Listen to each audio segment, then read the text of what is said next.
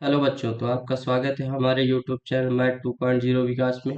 आज हम class 7th के अभ्यास चौथे के रचनाओं का अभ्यास 4 का बी के क्वेश्चन सारे क्वेश्चन सॉल्व करेंगे वन बाय वन करके और रचनाओं के नियमों को समझेंगे। अगर आप क्लास 7th का स्टूडेंट हैं तो आपके लिए ये चैप्टर एग्जाम की दृष्टि से बहुत ही महत्वपूर्ण हो सकता है, तो कृपया वीडियो को पूरा देखें। आइए क्वेश्चन करते हैं। क्वेश्चन नंबर पहला क्या कह रहा है? अपनी अभ्यास पुस्तिका पर एक 45 अंश का कोण बनाकर पटरी प्रकार की सहायता से उसे समद्वि भाजित कीजिए। माना क्या कह रहा है कि पटरी पे पहले क्या करना है, हमको 45 अंश का एक कोण बनाना है और फिर से उसको समद्विभाजित यानी उसका आधा करना है। तो ये आइए देखते हैं ये क्वेश्चन हम किस तरह करेंगे। पहले क्या करेंगे, हम एक रेखाखंड खींच लेंगे।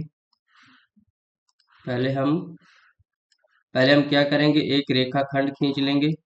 माना ये इस पॉइंट का नाम ए, इस पॉइंट का नाम बी।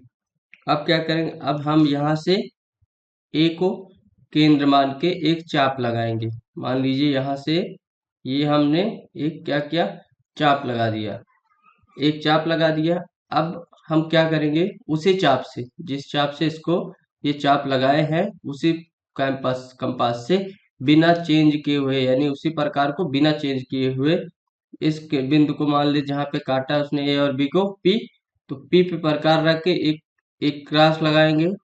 मान लीजिए यहाँ पे एक, यहाँ पे लगा दिया हमने ये, और दूसरा मान लीजिए हमने यहाँ पे एक यहाँ पे लगा दिया। अब उसी को रख के इस मान लीजिए इस बिंदु को हम मान लिया क्यू और इस बिंदु को हम मान लिए आर। अब आर पे रख के उसी पे यहाँ पे आर आर हो गया, ये हमारा पी पे काट रहा, पी को केंद्र माना यहाँ पे लगाया, क्यू पे रखा, क्यू बनाया आर, अब क्यू आर पे रख के जब इसका उसी से लगाएंगे तो ये यहाँ पे क्या करेगा, कट करेगा। तो ये वाली रेखा को इस पॉइंट से मिला देंगे पटरी की सहायता से, यानी ये हम रेखा को इस तरह से मिला देंगे।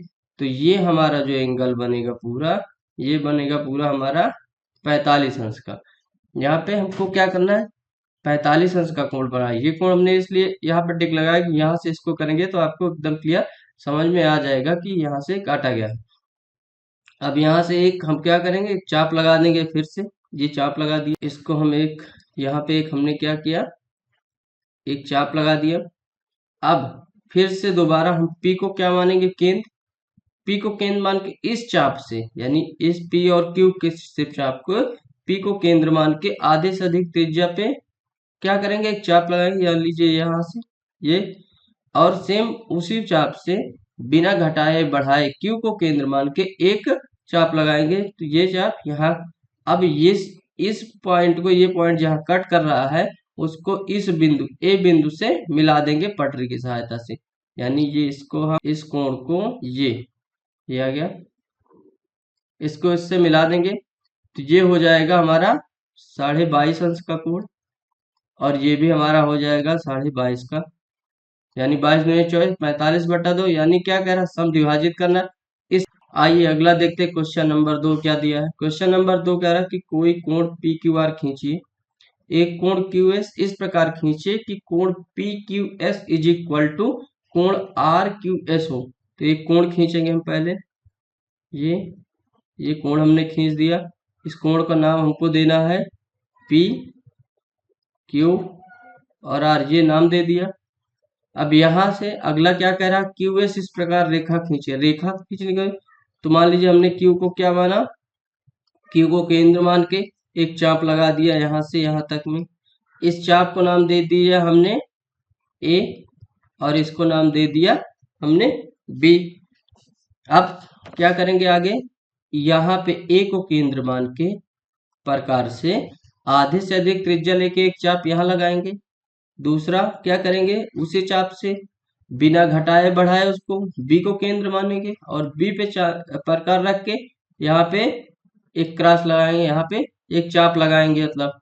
तो अब क्या हो, ये रेखा जो कट कर रही है यहाँ पे, इस क्यू बिंदु से इसको मिला देंगे, यानी इस क्यू बिंदु से इसको मिलाते हुए एक रेखा हम खींच देंगे जिसको नाम दे देंगे हम एस।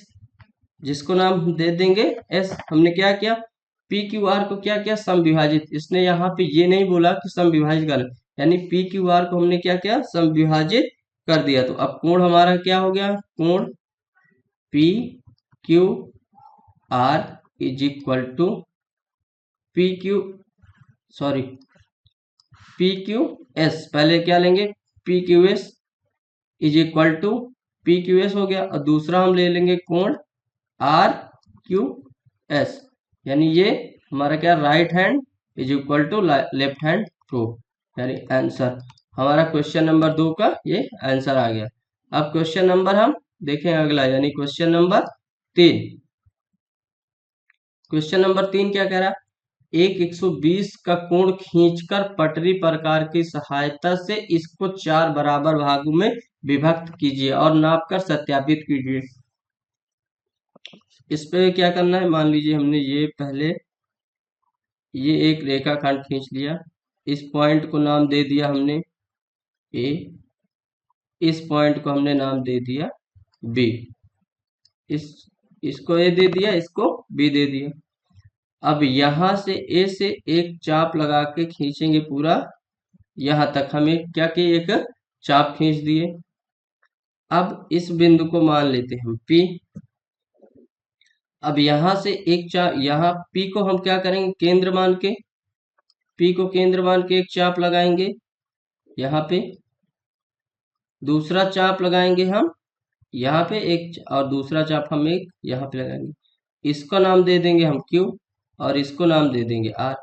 ये कितने का डिस्टेंस होगा, ये हमारा 60 का डिस्टेंस होगा, जितना भी लें ये डिस्टेंस हमारा 60 का होगा। तो ये रेखा जहाँ पे कट रही है, इस रेखा को इस रेखा से हम मिला देंगे, यानी ये हमारी आर, ये आर हमारी कितनी है 120, और ये पहला वाला हमारा कितना कोण होता है 60, यानी क्यू हमारा कितना है 60 अंश, और आर हमारा है 120 का। अब उसके बाद क्या करेंगे, यहाँ पे हमको क्या दिया है आर, यहाँ पे क्यू, यहाँ पे पी।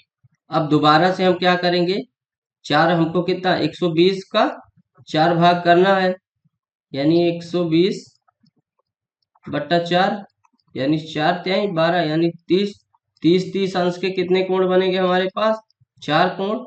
30 अंश के कितने कोण, 4 कोण। तो यहाँ पे हम क्या रखेंगे, अब प्रकार रखें, आधे से अधिक जब P और Q के बीच में अब क्या करेंगे, समद्विभाजित विभाजित, यानी Q A और P को बीच क्या करेंगे, समद्विभाजित विभाजित करेंगे। तो P को केंद्र मानेंगे, आधे से अधिक त्रिज्या लेके एक चाप यहाँ पे लगाएंगे P से, दूसरा क्या करेंगे, Q को हम केंद्र मानेंगे और यहाँ पे प्रकार रख के बिना चेंज किए हुए, मतलब जब जो इस स्थिति पे हमने P को केंद्र मान के आधे से एक त्रिज्या लेके लगाया, सेम उसी को उठा के Q पे केंद्र मान के एक त्रिज्या चाप लगाएंगे। अब ये जहां पे पॉइंट कट कर रहा है, उस पॉइंट को इस पॉइंट से क्या करेंगे, मिला देंगे। तो ये हमारा कितने का हो जाएगा कोण एक, ये मान लीजिए हम इसको नाम दे देते हैं यस, यानी ये हमारा क्या हो गया यस। तो ये हमारा कितना था पूरा, ये पूरा कोण हमारा कितना था 60, तो इसको समझ विभाजित कर दिया तो ये कितना हो गया, ये 30 का हो गया, अब ये भी 30 का हो गया। लेकिन ये पूरा जो दिया हुआ है, ये पूरा कितना है 60 अंश है। सेम वही करेंगे अब अगले को स्थिति के लिए, ये Q और R के बीच हम, अब Q और R के बीच क्या करेंगे, Q पे रखेंगे प्रकार, आधे से अधिक त्रिज्या लेके एक चाप यहाँ लगाएंगे, दूसरा क्या करेंगे R पे रखेंगे और आधे से अधिक त्रिज्या, तो Q पे जो चाप रख के हमने रेखा खींची थी, सेम उसे को उठा के हमको R को केंद्र मान के से चाप लगा देना है। अब ये चाप लगाने के बाद हमको इस पॉइंट से और इस पॉइंट के पटरी और प्रकार पटरी की सहायता से हमको क्या करना है, एक रेखा खींच देनी, यानी हम जो रेखा खींचेंगे वो इसको होते हुए सीधे इस रेखा पे मिलेगी।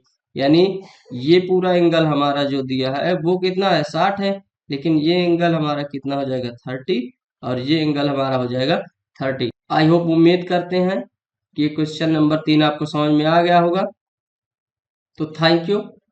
अगर क्लास आपको अच्छी लगी हो तो प्लीज़ वीडियो को लाइक करें, शेयर करें एंड चैनल को सब्सक्राइब करें ताकि मेरे वीडियो का नोटिफिकेशन सबसे जल्दी आप तक पहुंचे। तो और भी रोचक सवालों के साथ मिलते हैं हम अगली क्लास में। धन्यवाद।